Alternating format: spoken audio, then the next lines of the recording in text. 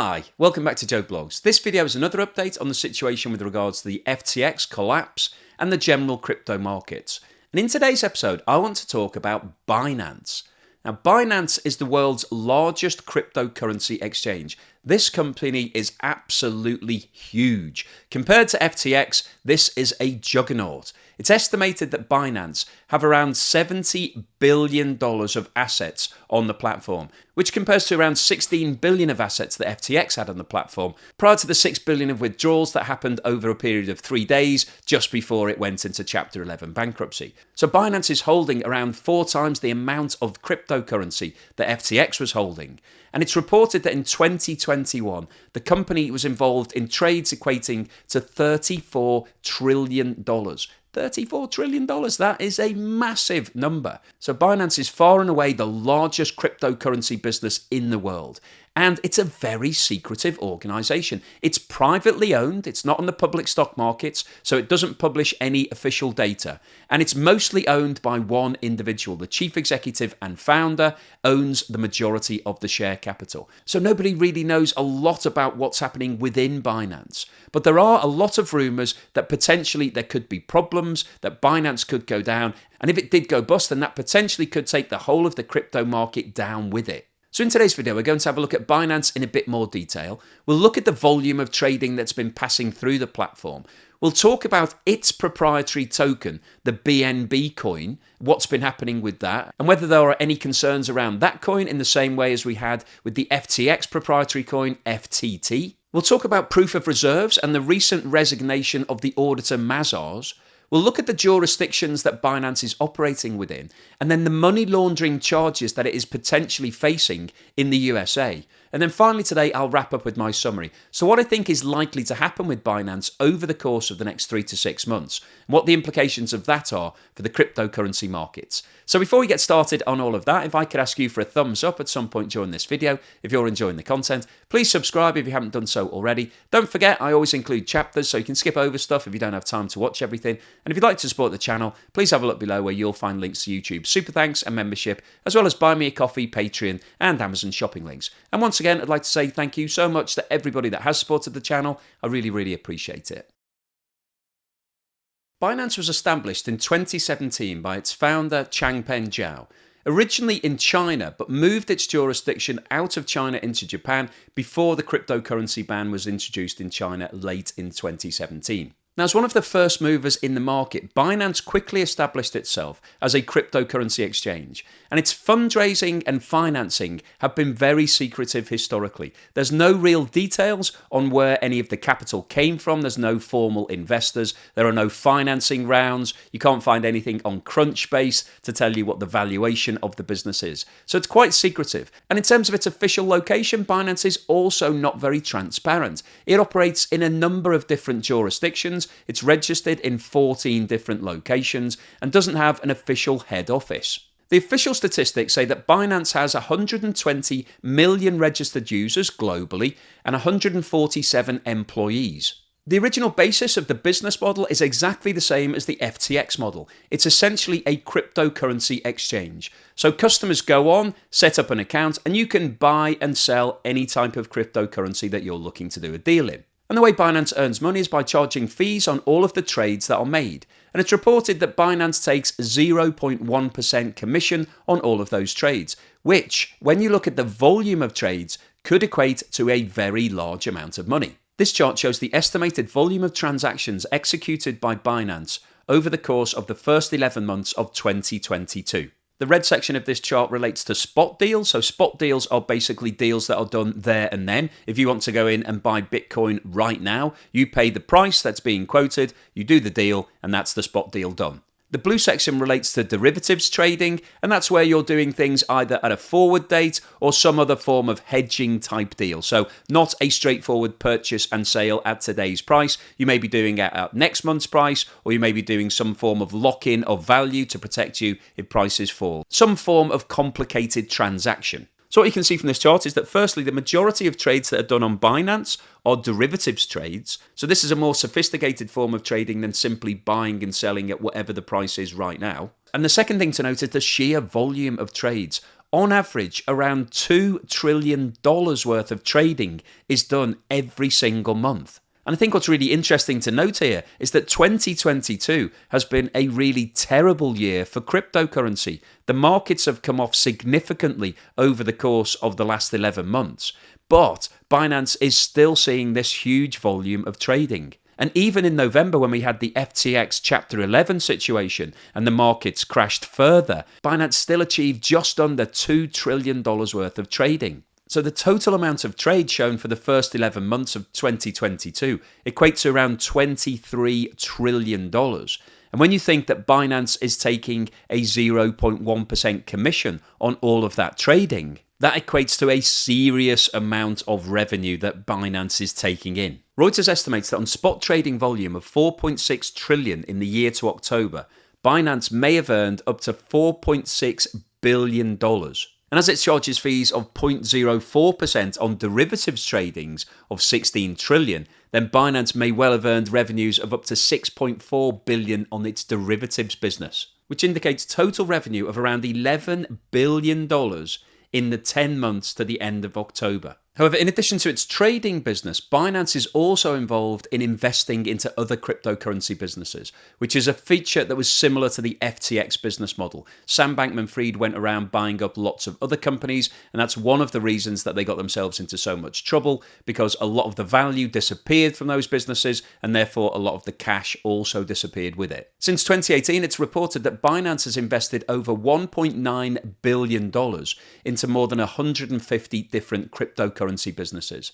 Now, as I said earlier, Binance is not publicly quoted, so therefore doesn't release any public data, so we don't have any information on the current value of any of those investments.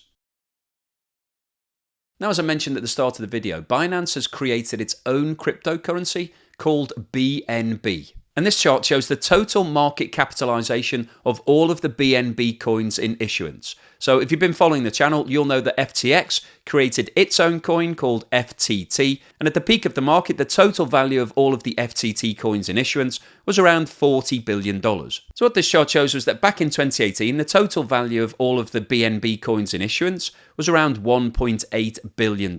However, by November 2021, which was the peak of the cryptocurrency markets, the total value of all of those coins in issuance had increased to $110 billion. Now, this is obviously a coin that Binance created, and in exactly the same way as the FTT coin created by FTX, one of the reasons why people bought the BNB coin was to get discounts on the Binance website. So you can save 25% on spot trading fees, 25% on margin trading fees, and 10% on futures trading fees. And in addition to that, in exactly the same way as the FTX program was set up, you can earn up to 40% commission using the referral program, as well as earning a variety of other benefits. Now, if we jump back to the market cap chart for BNB, you can see that there's been a significant reduction in value over the course of the last 12 months, and the total market cap of all coins in issuance is now around $41 billion, so still a significant amount of capital. Now, one of the main problems with most cryptocurrency businesses is a lack of transparency, but this particularly applies to Binance because it doesn't have any external investors and it's not releasing any public data to the markets. Now, one of the ways that cryptocurrency businesses try to give people comfort is by showing what they call a proof of reserves. And this basically involves an accountancy firm taking a snapshot of all of the cryptocurrency that it's currently holding. As part of a commitment to transparency, in November, Binance published on its website a snapshot of its holdings of 6 major tokens and promised to share a complete set of data at an unspecified future date. Data firm Nansen said the holdings worth around $70 billion at the time of the November 10th snapshot had fallen to $54.7 billion by December the 17th after withdrawals and price fluctuations. 2 stablecoins that are pegged to the dollar, Binance's BUSD and market leader Tether, accounted for almost half of its holdings. Around 9% of the assets were in BNB, its in-house token, which Binance itself has issued. Binance hired accounting firm Mazars to check Binance's Bitcoin holdings. The firm examined the holdings as they existed on the end of one day in November. In a December 7th report, Mazars found that Binance Bitcoin assets exceeded its customer Bitcoin liabilities. It said the check, known as an agreed-upon procedures engagement, was not an assurance engagement, in which auditors personally sign off on their attestations of accounts. Nevertheless, Zhao tweeted, audited proof of reserves, transparency. Mazars later deleted the web page containing the report. Its communications director, Josh Walters, said on Friday it paused its proof of reserves checks for crypto firms due to concerns regarding the way these reports are understood by the public. Mazars noted that proof of reserves reports are performed in accordance with reporting standards relevant to an agreed-upon procedures report. They do not constitute either an assurance or an audit opinion on subject matter. Instead, they report limited findings based on the agreed procedures performed on the subject matter at a historical point in time.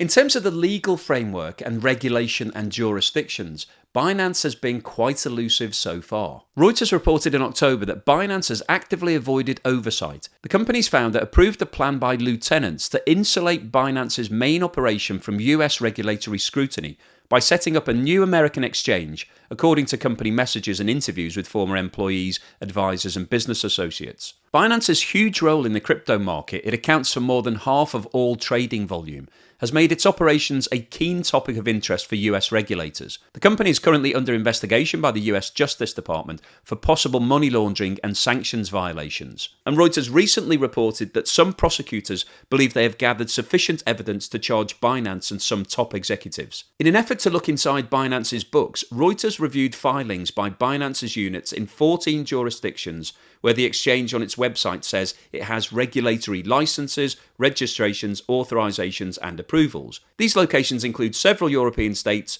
Dubai, and Canada. The filings show that these units appear to have submitted scant information about Binance's business to authorities. The public filings do not show, for example, how much money flows between the units and the main Binance.com exchange. Reuters analysts also found that several of the units appear to have little activity. Former regulators and ex-Binance executives say that local businesses serve as window dressing for the main unregulated exchange. They are co-opting the nomenclature and regulation to create a veneer of legitimacy, said John Reed Stark, a former chief of the US Securities and Exchange Commission's Office of Internet Enforcement. Stark said that Binance's operations were more opaque even than those of FTX.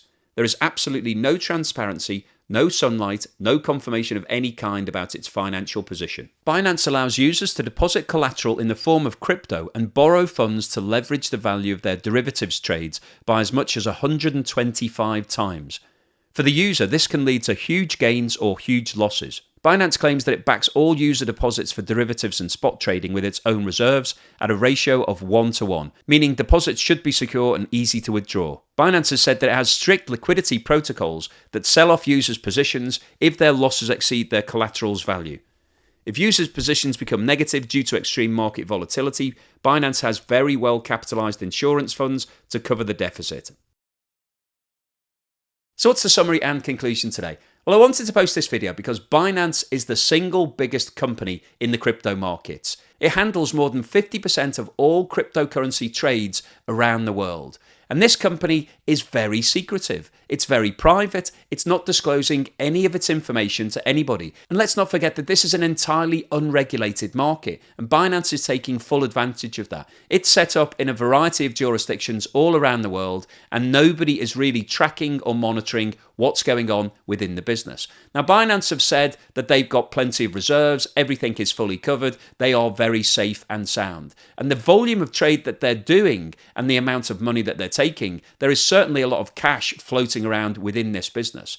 But the big question is, are there any problems within Binance? Now, in terms of the comparisons to FTX, there was recently a run of around $6 billion of withdrawal requests in the space of around 72 hours for Binance. And Binance was able to handle that. They said that they took it in their stride in the normal course of events. And Binance is a lot bigger than FTX. It's around 4 times the size in terms of the assets that it's sitting on. So unlike FTX, which also had a run of around $6 billion in the days preceding its Chapter 11 bankruptcy, Binance was able to absorb that amount. But the question is, would it be able to withstand a $15 or $20 billion withdrawal request if that comes its way? That remains to be seen. But I think in terms of the direct comparisons to FTX, Binance has set up its own crypto coin, the BNB, which has a valuation of around $40 billion currently. So that's very similar to the FTT coin that FTX set up. It's also been involved in investing heavily in other crypto businesses, almost $2 billion of investment. And that's an area where FTX got itself into difficulty. But I guess the fundamental concern with regards to Binance is the fact that nobody really knows what's going on within the business. This is a complete black box. Everybody's taking what the founder is saying at face value, which is exactly the same situation as we had with FTX. And the main reason that FTX fell apart was because Binance issued a tweet saying that they'd decided that they wanted to exit from all of their FTT token. And that spooked both the markets and all of the customers of FTX, led to that run on withdrawals, and then led to the Chapter 11 bankruptcy. So there's a potential here that Binance knew what they were doing when they issued that tweet, that they knew that FTX was vulnerable. And actually, Binance stepped in and said that it was going to buy FTX initially in the day after the run on all of the bank accounts, and then pulled out of that deal, which led to the Chapter 11 bankruptcy. So Binance has been involved in the downfall of FTX. And the big question is why? Why did it do that? Was it doing it to protect its own position? Did it want to basically throw FTX under the bus to take attention off what was happening at Binance? Or was it fundamentally because Binance believed that there were major problems at FTX? We won't really know the answer to that. But the big question that remains unanswered, and I can't give you an answer in this video, is are there any problems within Binance? Does it have any similar situations to what happened at FTX? Could it be another house of cards that could potentially collapse? So as I said, I don't have the answers right now, but I wanted to bring you up to speed on Binance, give you a bit more information about the business, let you know the scale of it because it is absolutely huge, and also the fact that nobody really has any firm data on what's going on under the bonnet right now. So I'll keep you posted on any further news and developments on Binance or anything else that I think is relevant to this market. If you've liked what I've said today, please give me a thumbs up and don't forget to subscribe if you haven't done so already.